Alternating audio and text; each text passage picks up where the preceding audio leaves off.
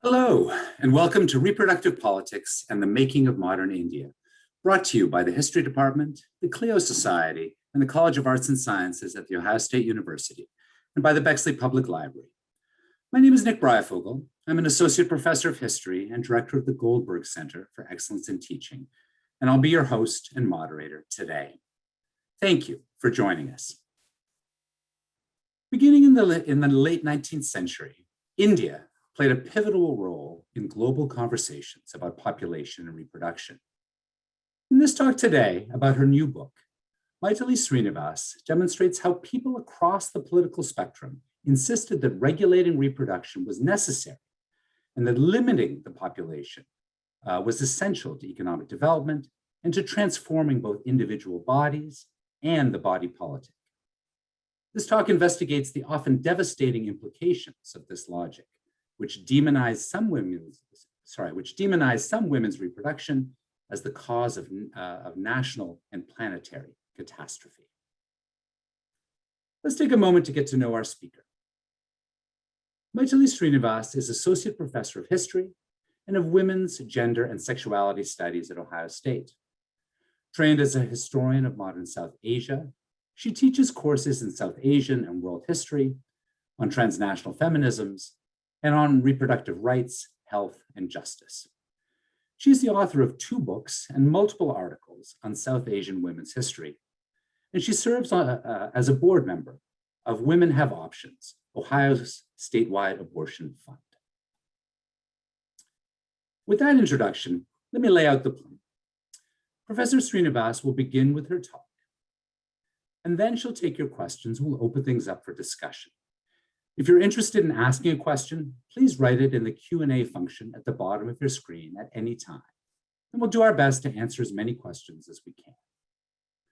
Now, without further ado, let me pass you over to Professor Mytheli Sreenivas, who will take us on an exploration of reproductive politics and the making of modern India. Over to you, Mytheli.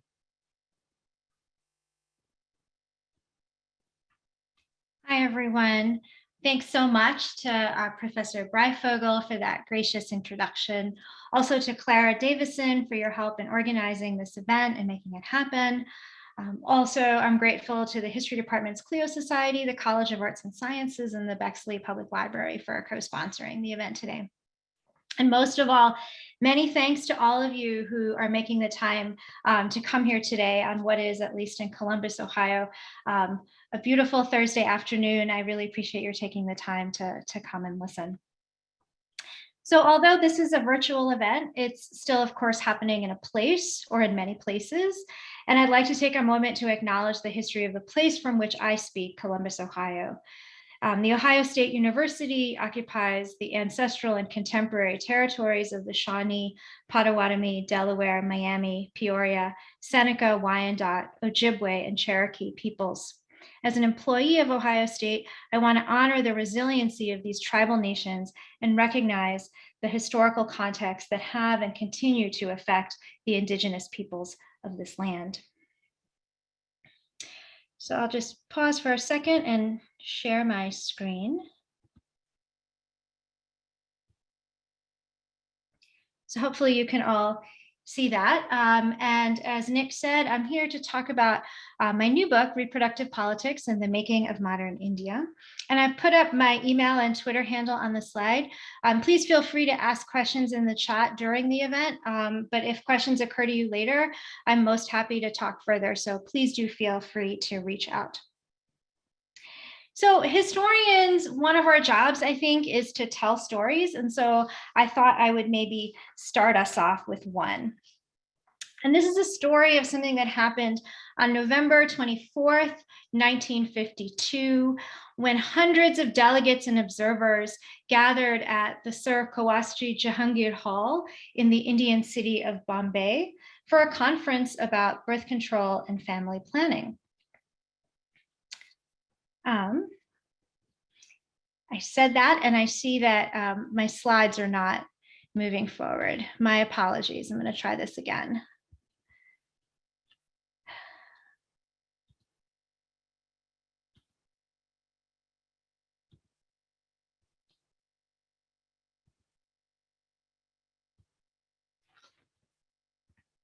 Yay. Okay, so there goes my narrative flow, but this is the Kawastri Jahangir Hall in Bombay that I was talking about. It's a really beautiful building, and there's a map showing you in India where the city of Bombay or Mumbai is. So they gathered in this hall, and the swelling crowd soon exceeded the expectations of the meeting's organizers, including Dhanvanti Ramarao, who was the president of the Family Planning Association of India. Ramarao, who was a veteran of the Indian feminist movement, had agreed to host the conference at the request of Margaret Sanger, the American birth control activist. And here are the two of them talking together. But Ramarao had warned Sanger that attendance at the conference might be low. The Family Planning Association of India was a brand new organization, and she was unsure if there would be any interest in the conference. But that evening of November 24th put Ramarao's fears to rest. The main auditorium was soon full to overflowing, and the balcony was standing room only. The organizers hastened to get more chairs, but eventually they were forced to turn people away.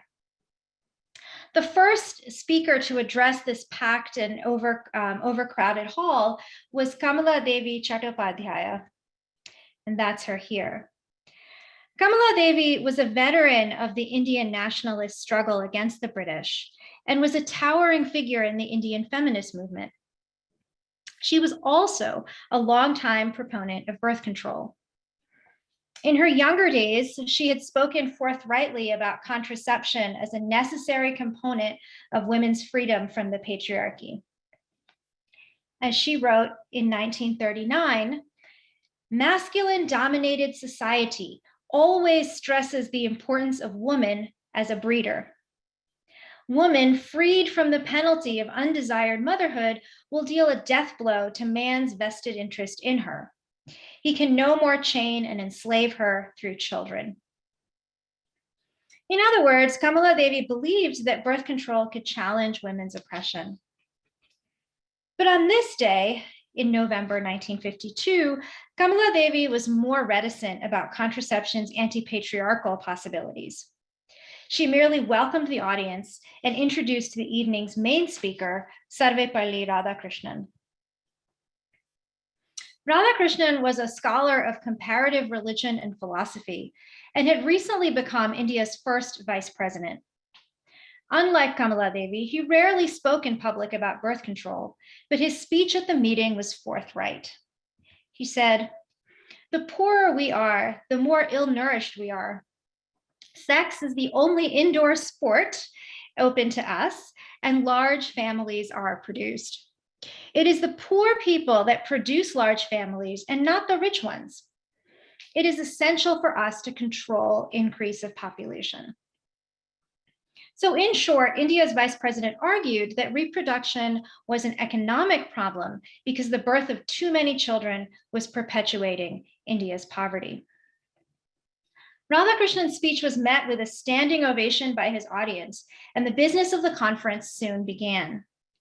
Several days later, at the conclusion of the proceedings, the delegates reassembled and voted to create the International Planned Parenthood Federation, or IPPF, a group that would become one of the largest and most influential organizations in the fields of contraceptive advocacy, family planning, and population control anywhere in the world. The IPPF would help to set the terms of reproductive politics, both in India and globally, for the rest of the 20th century and beyond. So as you may know, the IPPF still exists today and continues its work as an international umbrella organization with national affiliates. The Planned Parenthood Federation of America, which I think we're all familiar with, is an independent organization affiliated with the IPPF. I'm sharing this story of the Bombay conference with you because it speaks to four arguments of my book, Reproductive Politics and the Making of Modern India. First, although historians often focus on the US as a driving force, I argue that India was central to a global history around population, reproduction, and the idea of Planned Parenthood. In fact, the conference in Bombay was just one example of what I see as the importance of India in shaping the global history and politics of reproduction in the 19th and 20th centuries. Second, I understand this history within a longer chronology of reproductive politics. Historians often assume that population control was a mid-20th century story. But I argue that the Bombay Conference and the ideas behind it, both of Dhanvanti Ramarao and Margaret Sanger, were the products of decades of historical change whose roots are found in the history of the British Empire in India. So my book takes this long historical perspective, and I argue that reproductive politics across a century of history from the 1870s to the 1970s was critical to the making of modern India. Third, the history of reproduction is often told as a movement from subjection to freedom, whereby women gained greater control over their reproductive lives over time, and history improved for the better. But it's not so simple. Centering India and lengthening the chronology, the things I pointed to in numbers 1 and 2 on that slide, actually reveals a far more complex history. So in a way, my book is doing what a lot of historians do, right? Which is suggest that histories that appear simple and sort of as a trajectory towards improvement and progress are not always so, that it's more complicated. And fourth, as we see from the Bombay Conference, there were at least 2 competing ideas about the meaning and purposes of birth control and Planned Parenthood. One was Kamala Devi's idea that birth control was a means of liberation. The other was Radhakrishnan's argument that it was primarily an economic question necessary for ending poverty and promoting development. And here's my spoiler alert, Radhakrishnan's ideas would eventually win out. I show that reproduction became an economic question in the modern era, and this eventually gave rise to global movements for population control. How this happened and why it did is the central story of my book. When I started my research, I was motivated by an initial question. When and where in India's modern history did reproduction become a subject of politics? Obviously, people have been reproducing for a long time, right? There are long histories, cultures, folklores, and beliefs about appropriate reproductive practices in every community. But I was interested in something a little bit different. What were the moments when reproductive practices, that is, practices around sexuality, childbearing, birth control, marriage, fertility, etc., became seen as a public problem? And how did they become subject to public, often state and legal intervention? This is the kind of reproductive politics that I trace in the book. In uncovering this history, I found that reproduction became a public question not in the context of a feminist movement, as many might assume. Early reproductive politics instead began as a response to a series of devastating famines that swept across colonial India during the late 19th century. And I think we're very used to sort of this association between feminism, reproductive politics, and birth control. So the story I'm going to tell might seem a little bit counterintuitive. So I'm going to sort of step back into a little bit of the history of the 1870s to talk to you about how this happened. So famine, right? Famine is the context for the development of this new reproductive politics. And famine was no stranger to India. Historians have found evidence of famines occurring during the Mughal era and earlier. However, the late 19th century famines were different in their scope and their scale. They affected huge geographic areas and they caused tremendous mortality. For example, a famine that gripped southern and parts of Western India from 1876 to 1878 led to the loss of at least 5 million lives. In retrospect, historians have shown that India's specific position within a British imperial economy was a root cause of this tragedy, right? In other words, India's position as a colony and its impact on Indian peasants. However, British imperial administrators at the time rarely looked to their own administration as the cause of famine, right? They were reluctant, essentially, to blame themselves. Instead, they found Malthusian explanations for the tragedy around them. In his 1798 book, An Essay on the Principle of Population, the English political economist Thomas Malthus had famously argued that human population growth would always outpace its means of subsistence. This was because human beings could reproduce more rapidly than they could grow more food from the land. Given this tragic imbalance, Malthus argued human population would only be controlled in two ways. One was through positive checks that increased death rates, such as famine, war, or disease. And the other was through what Malthus called preventive checks, which reduced birth rates. For Malthus, this meant abstinence or late marriage because he did not approve of birth control. British administrators decided that they were seeing a Malthusian positive check when they witnessed the massive and unprecedented famines of the late 19th century. Indian population was growing rapidly, they argued, and these large numbers of people could no longer be sustained by the land. They believed that famine and death were the inevitable outcomes. We know now that this was empirically untrue. Indian population was not growing, but was actually stagnant between 1870 and 1920. Nevertheless, in colonial India, Malthusian ideas became the official explanation for famine. And moreover, following Malthus, colonial administrators assumed that Indian reproductive practices were to blame for India's supposed population problems. So here's one example from a person named Sir James Caird, who was a member of a British commission investigating the famine of 1876 to 1878. And he wrote, "The greatest difficulty with which the Indian statesman is confronted is overpopulation with constant increase. India is a country already full of people whose habits and religion promote increase without restraint." Similarly, Lewis Mallet, the Undersecretary of State for India, concluded that a people with such practices as prevail in India with regard to marriage must be miserable. And in the language of the day here, by miserable, he meant poor. British observers who were more sympathetic towards Indians also agreed.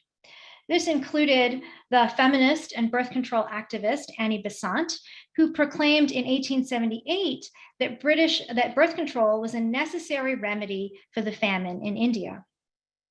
She wrote, "The law of population is an irrefragable truth, and these people are starved to death according to natural law. Early marriages, large families, these are the premises. Famine and disease, these are the conclusions." In other words, for Bessant, poverty was caused by so-called over-reproduction. It was not actually only British administrators and observers who shared these Malthusian ideas. Many Indian social reformers also agreed. They tended to abandon the more explicitly racist elements of some British imperial arguments, but they embraced the idea that Indian reproduction was an economic question. To address the problem of poverty, they argued, Indians would need to change their practices of marriage and childbearing. The social reformer M.G. Ranade made exactly this point about the famine of 1876 to 1878. And he wrote, "Among the principal causes of the brutal ignorance and degraded poverty and pauperism of the people of India must be reckoned the Hindu law and custom of marriage, a source of fearful diseases and plagues and of more fearful famines." All of these 19th century men and women, Caird, Mallet, Bessant, Ranade, shared a drive to connect marriage practices to famine and fertility to poverty. This is how they made reproduction into a public and political question, right? Through linking it to sort of the public questions of the economy. So I want to think of this 19th century moment as a kind of first chapter in the history that I'm tracing here that will eventually take us back to that 1950s conference and beyond. So if that's the first chapter, The second one for me sort of starts in the 1920s when two new developments helped to shape the course of reproductive politics in India. One was the global rise of eugenics as a scientific or supposedly scientific framework for thinking about reproduction in the human species. And the second was the rise of nationalism as a mass anti-colonial movement in India.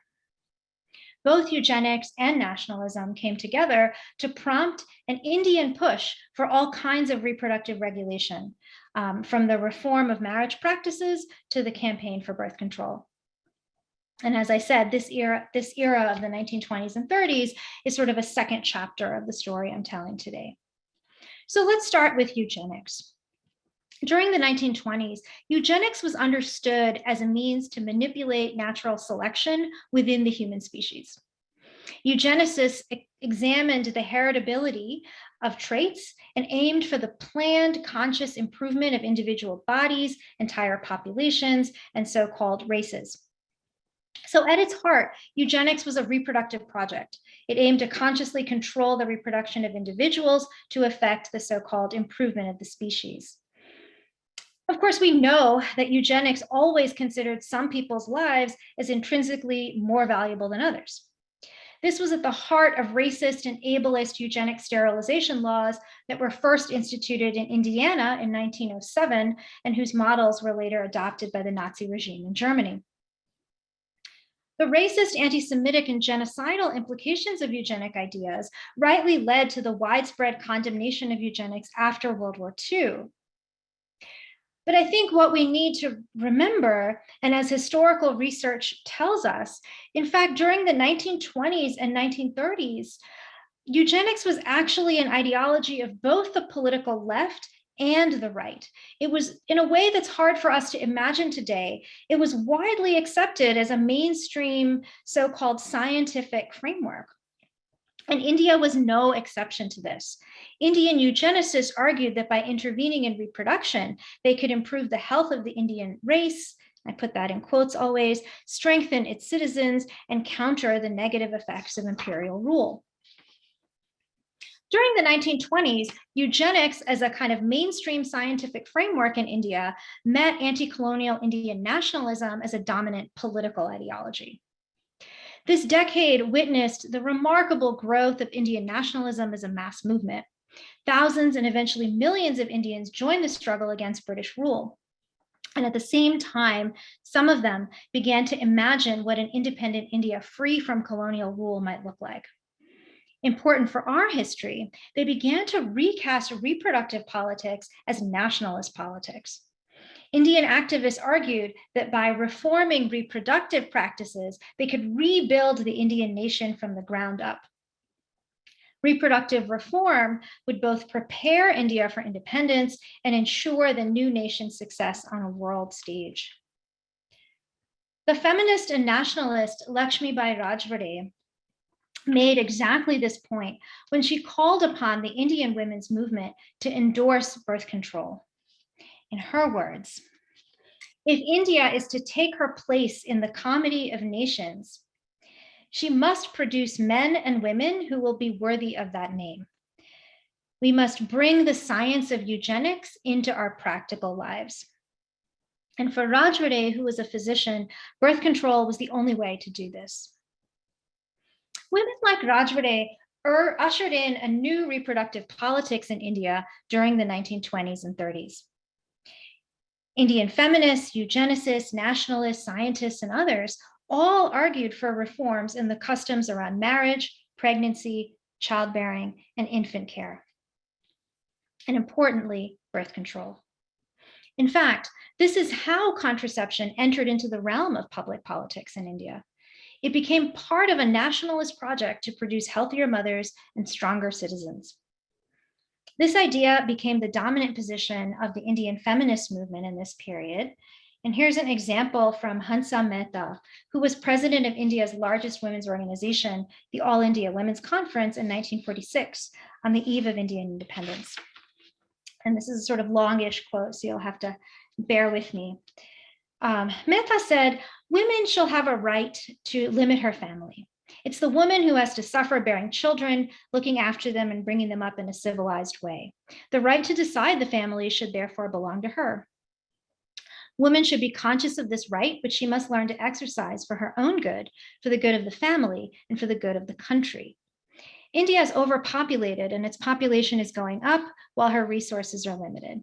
Unless something is done to check this upward growth of the population, poverty, starvation, and all the evils that follow in their train will be our lot.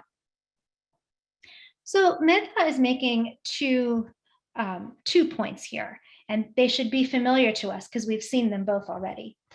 One is that birth control is a woman's right, echoing back to Kamala Devi's speech in Bombay. And second, that birth control is a national need to improve the population. That's an idea that's linked to eugenic thinking, and also control its growth, an idea linked to Malthusianism. This second rationale would become central to Indian reproductive politics after independence. Of course, with the end of British colonialism in India, the need to address questions like poverty, hunger, poor health, and unemployment was urgent. 2 centuries of colonial rule had left India one of the poorest countries in the world, whose rates of maternal, childhood, and infant mortality were among the very worst among all nations globally. A massive famine in Bengal in eastern India in 1943 had resulted in at least 3 million deaths and made clear the terrible costs of the empire to India. The Indian nationalist movement had come to power with the promise of reversing these centuries of economic decline and impoverishment during the British period. But at the same time, the new government under Prime Minister Jawaharlal Nehru was aware that the country's population had begun to increase. Unlike the late 19th century era of famine, there was now empirical evidence that India's population was growing at a rapid, though still not unprecedented rate.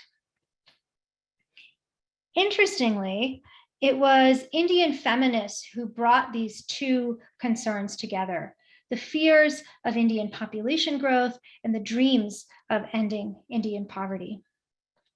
They argued that regulating reproduction could address both goals at once. Contraception could help to end the poverty by controlling the country's population.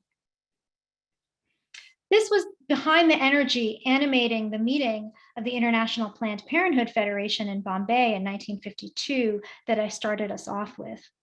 It was also the logic behind the formation of the Family Planning Association of India under Dhanvanti Ramarao.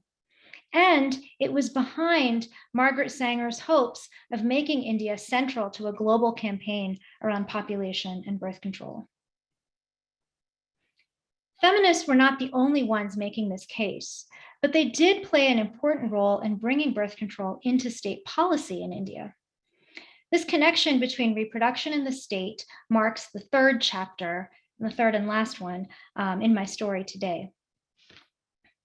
In its first 5-year plan for economic development, which began in 1952, the government announced that population can be achieved only by the reduction of the birth rate to the extent necessary to stabilize population to a level consistent with the requirements of the national economy. This is sort of bureaucratic language here, but the point being that that the country needs to control its births in order to meet its perceived economic needs. So the Indian government duly launched a program to reduce the birth rate through birth control education, access, and research.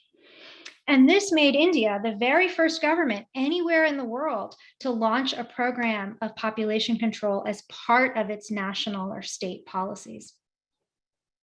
Of course, some people were able to use these programs to gain control over their own fertility and make their own reproductive choices.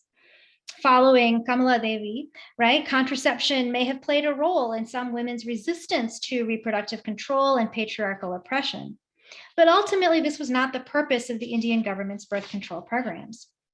Instead, as birth control became part of population control, it was not centered on promoting reproductive freedom.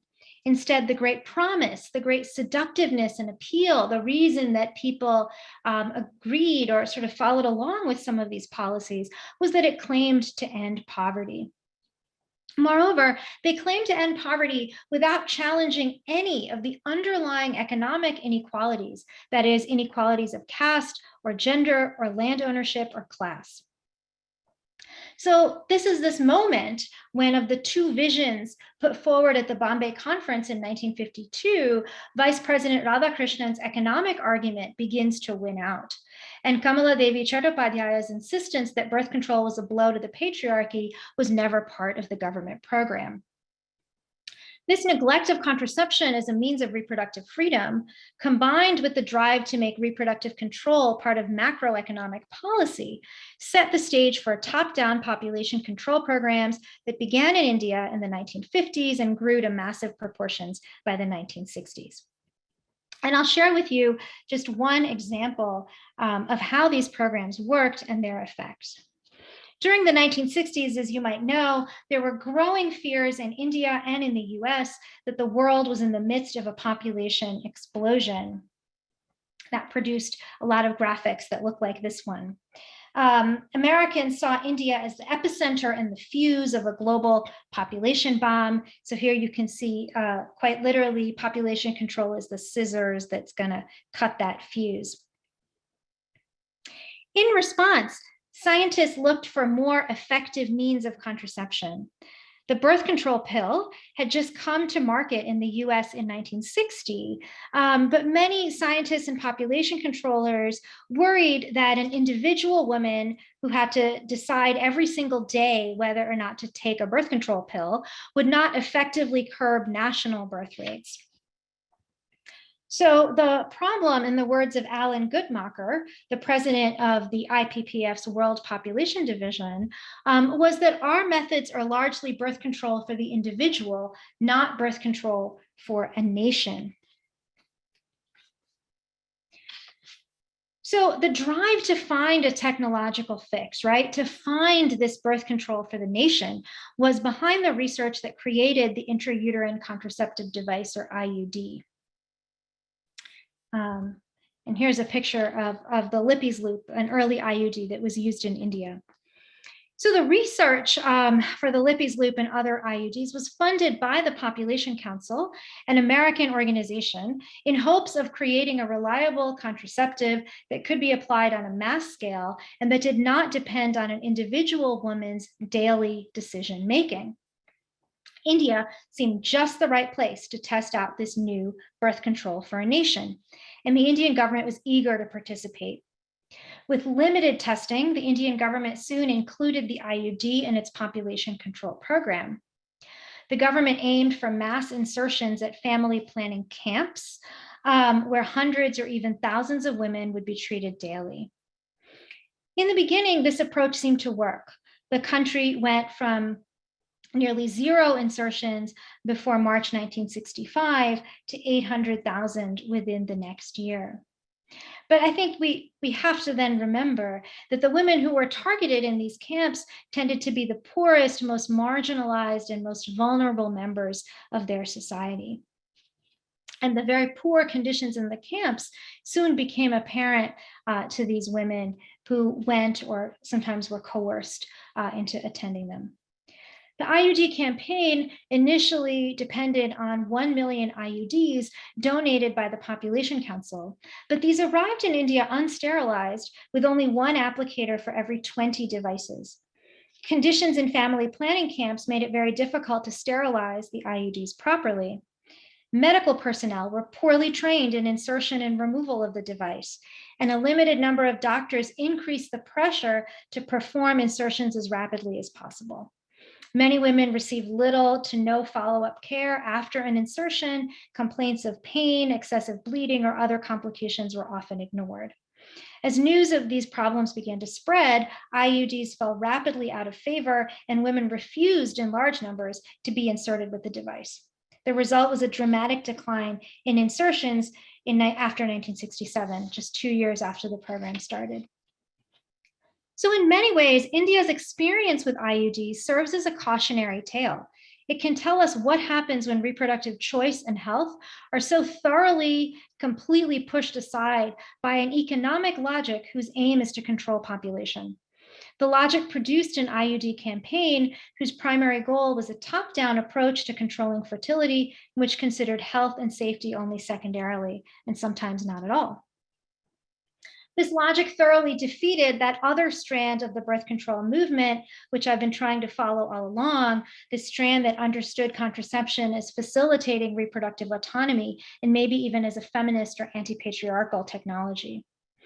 In other words, women could have used the IUD to control their own fertility, but it instead became a mechanism to assert state control over women's bodies.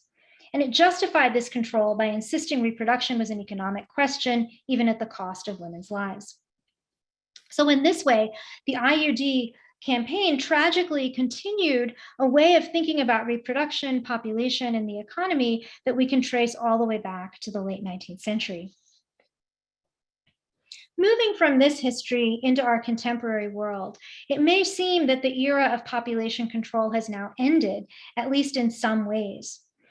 As global population growth has slowed, fears of a population bomb have receded. Here's just a couple of recent headlines that came out from this summer. Indeed, in some countries in Europe and Asia, the fear is now reversed and focuses on population decline. For instance, the 2020 census in the US revealed stagnating numbers. Meanwhile, in India, fertility rates have fallen to near replacement levels, and there is no population explosion to be found. But as we know from the history, the fear of population growth and the reproductive politics and policies that follow from that fear were never about numbers alone. Population numbers were always understood within specific social and political contexts. This was true during the famines under British colonial rule, during the rise of eugenics and nationalism in the early 20th century, and during the drive for economic development after independence. And so it should not surprise us that declining population numbers do not actually spell an end to the logic of population control, nor does it signal an end to the logic that makes reproduction into an economic question and that justifies reproductive regulation as a means towards other goals. I was reminded of this a few months ago in July when India's largest state released new population legislation that looked very much like the old measures of population control.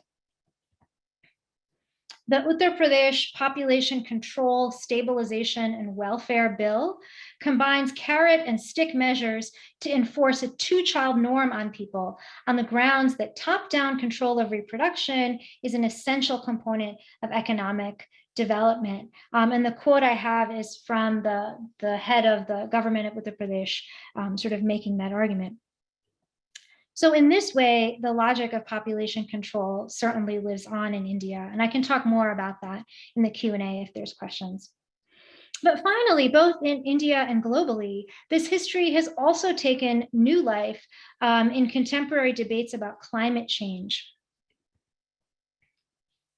In 2016, the International Planned Parenthood Federation put out a report calling for its national affiliates to center climate in their birth control advocacy. In their words, family planning is a critical human rights-based and cost-effective approach to climate change adaptation and resilience building. Consequently, they argue that limiting human population is a good way to limit human impact on the climate, and they call for contraception as a way to do this. So this perspective takes a vital and important need, that is the right to contraceptive access and reproductive health care.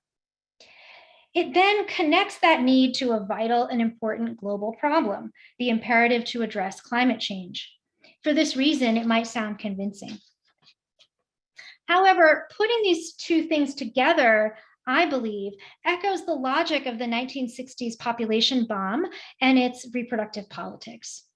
Perhaps unintentionally, the IPPF logic makes reproduction responsible for a global crisis, and it justifies reproductive regulation as a means to solve that crisis. But at the same time, if we step back and think about this a little more, turning population control into a measure to address the very real consequences of climate change tends to place the blame and responsibility for rising global temperatures on the reproductive practices of poor women, right? Precisely those poor and marginalized women who are the least responsible for global greenhouse gas emissions. So at the very least, knowing this earlier history that I've been talking about today should prompt us to think a little more deeply about this logic and to ask some questions about it. And so I'd be happy to discuss that further in the Q&A itself. But I now suspect I've probably met or exceeded my time, so I'll wrap up here. And thank you so much for listening. Radley, thank you so very much for that really fascinating and really thoughtful talk. We have a ton of questions that have come in while you were talking. And if there are others who would like to ask questions, please don't hesitate to put them into the kind of Q&A function at the bottom of your Zoom screen. But let me start with, we actually had 3 questions that are all kind of connected with kind of religion or diversity in one form or other. So let me ask all 3 because I think they kind of link together. So one was, did India's diversity in terms of castes and religions help or hurt the advancement of reproductive rights? Kind of related to that, is the position of Hinduism or Islam similar to that of Catholicism about family planning? And a third question, which was, so where does the rapid sterilization of Muslims play into this? So these kinds of 3 questions about the kind of religious world in particular, but also, I guess, more broadly with the question about castes, about kind of diversity in that regard as well.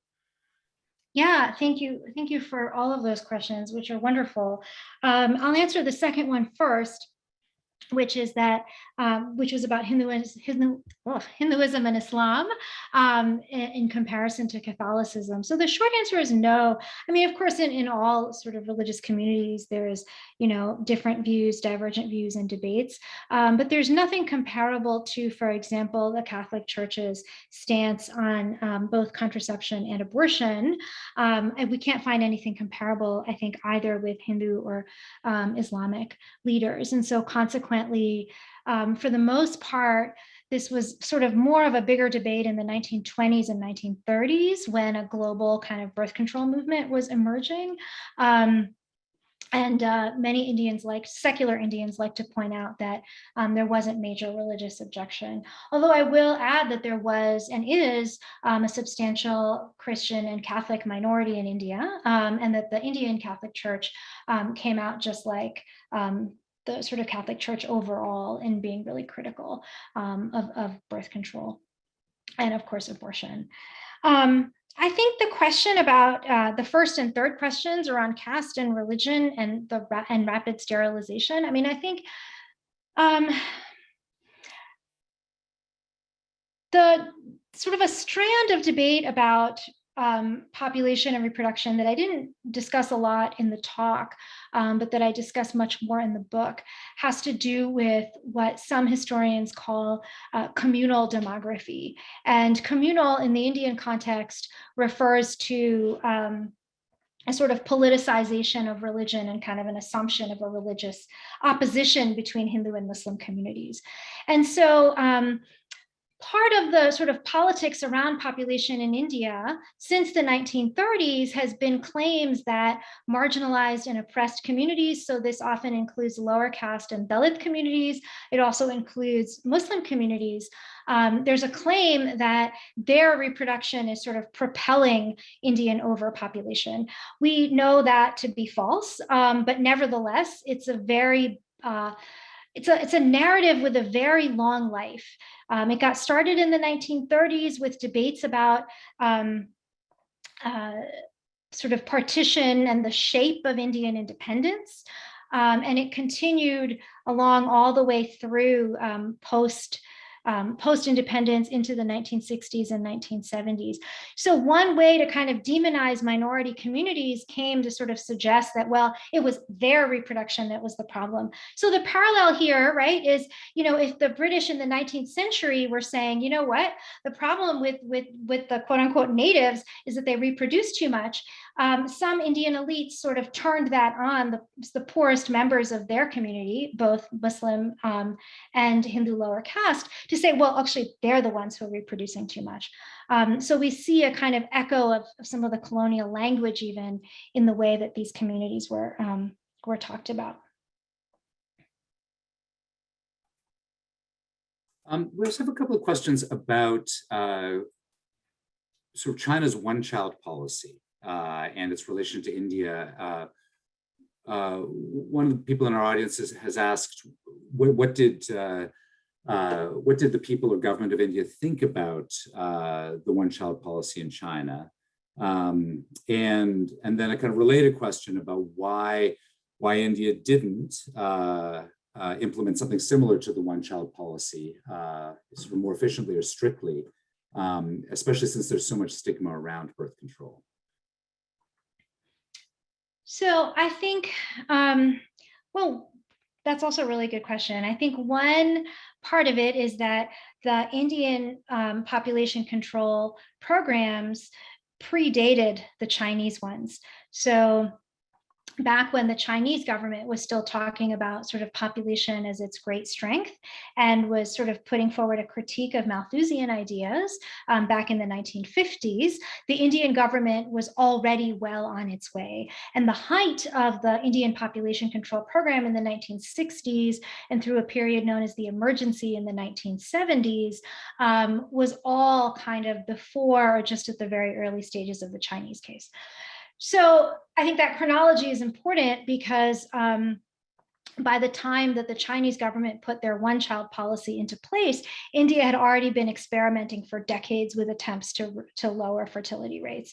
Of course, the Chinese government was far more quote unquote successful in meeting those sort of targeted fertility rates than the Indian government ever was. That had to do, I think, with the sort of nature of policies that were put into place and the willingness of the government and ability to sort of enforce authoritarian policies, often at great cost, right, to the populations that were involved, at great cost to women's rights and sort of women's bodily autonomy in particular.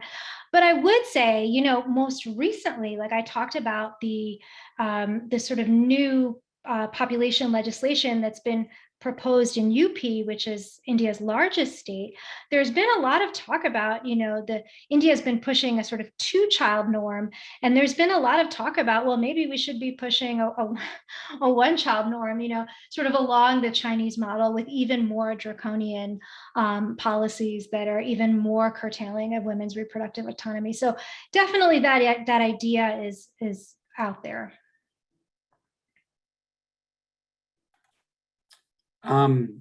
Speaking of the 1970s, one of the people in our audience was interested in knowing, was the sterilization program of Indira Gandhi in the 1970s a result of the view of birth control as an economic need? Yes, I think so. I mean, I think I didn't get to talk about the emergency in this talk, but in the book, I really think about how often the emergency is seen as a kind of aberration, as like this 2-year period. And by the way, for folks who don't know, the emergency under Prime Minister Indira Gandhi was this 2-year period where, as Prime Minister, she suspended sort of the form of parliamentary democracy and a lot of political and civil liberties, and really ramped up coercive population control strategies at the same time. So many people sort of see that emergency period as like this aberration within Indian history. But what I'm trying to show is that it's not at all an aberration. It is a more draconian set of policies than what preceded it, but it was very much only possible because the infrastructure and the ideas of population control were already there and they were already in place.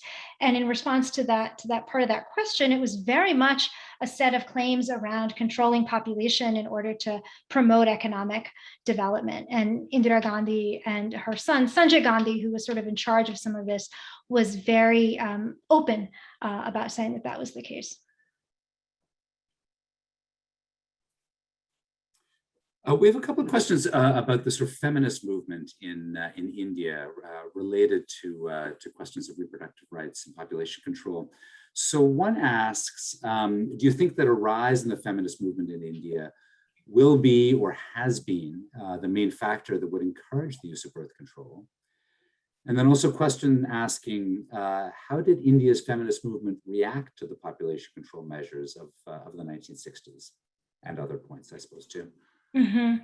Yeah, those are both really good questions. I think to talk about the second one first, I think that the Indian feminist movement has a kind of, I would argue, a kind of troubling past in relation to population control. So it's certainly true that feminists in the 1960s spoke out or were among the first to speak out against some of the abuses that they were seeing in something like the IUD campaign. And this is sort of a shout out and an acknowledgement to really the incredible feminist work that's gone on since then in order to make those violations of women's reproductive autonomy kind of visible and to hold governments publicly accountable. So absolutely the Indian feminist movement now has been really key. But in the past, the 1950s and in the early 1960s, actually many Indian feminists, sort of the mainstream and affiliated with the Nationalist Congress Party, saw themselves as the primary vehicles whereby population control or reproductive control could be brought to the masses. They actually saw that as a kind of a feminist act.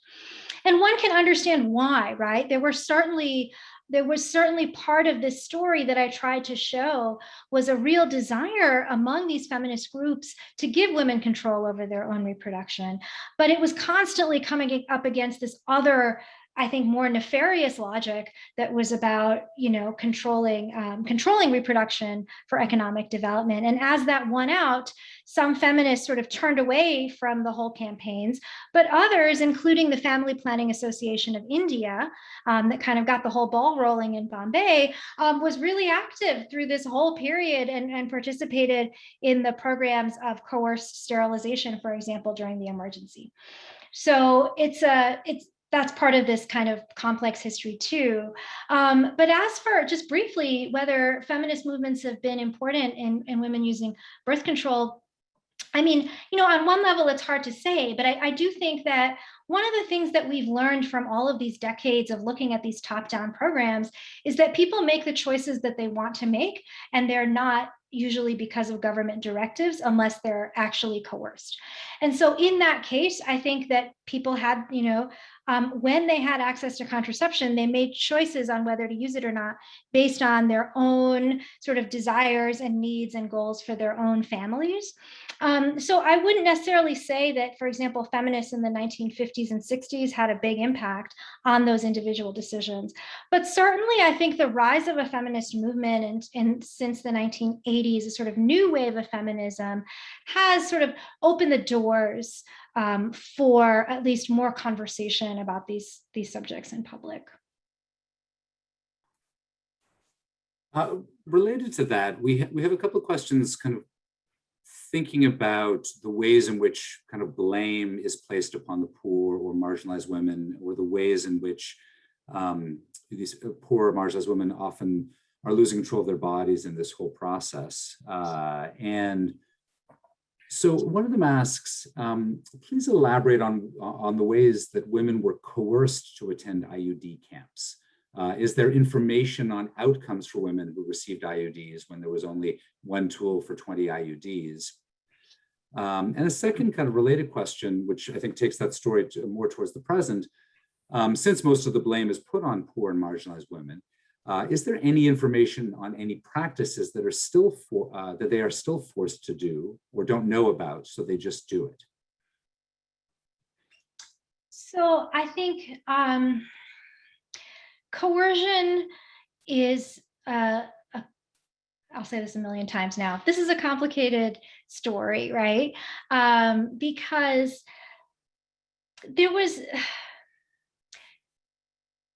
the programs were not explicitly coercive. In other words, there was no law that said a particular person had to get an IUD. But there were all kinds of ways in which people's contexts could become coercive. So, for example, there were incentives that people would, that the government put forward in order to sort of, encourage people to get an IUD. But that incentive, if you had plenty to eat and a good income, a small cash incentive might not matter to you.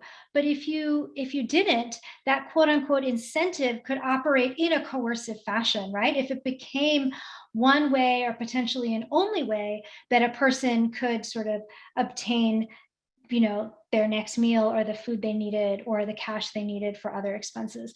So the context of these camps could become coercive, and we know from some evidence that they were. It's interesting, people who were involved in these programs did not tend to document instances of coercion, right? They didn't want to implicate themselves.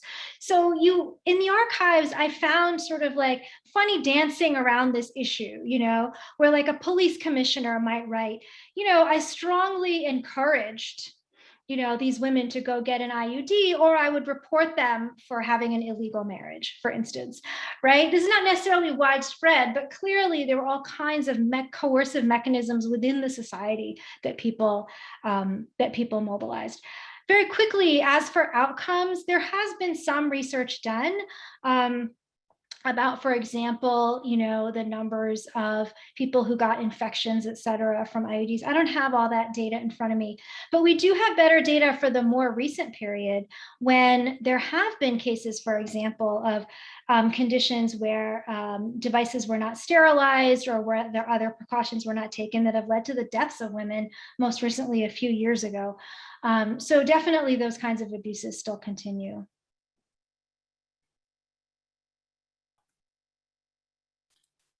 Thank you. I always hate to cut off such really interesting thoughts and commentary, but I realize we're coming towards the end of our time. I did just want to say that if any of you are interested in learning more on this subject, please, we send you to Professor Sreenivas's new book. We'll just pop a little promo code and the title of the book into the chat if you're interested in going to find a copy. Those will be there you can find all of this and more. Let me just thank you all so very much for joining us today. I am extraordinarily grateful for Professor Sreenivas for sharing her expertise with us today and her passion for history and her passion for this topic. Please join me in giving her a virtual round of applause. Thank you, thank you, thank you. I'd also like to thank the College of Arts and Sciences, especially Clara Davison and Jade Lack, as well as the History Department, the Harvey Goldberg Center for Excellence in Teaching, the Clio Society, and the Bexar Public Library for their sponsorship. And once again, thank you for your excellent questions and for your ongoing connection to Ohio State. Thank you so much for coming today. Stay safe and healthy, and we'll see you next time. Yes, and thank you so much, everyone. And thank you to Nick as well.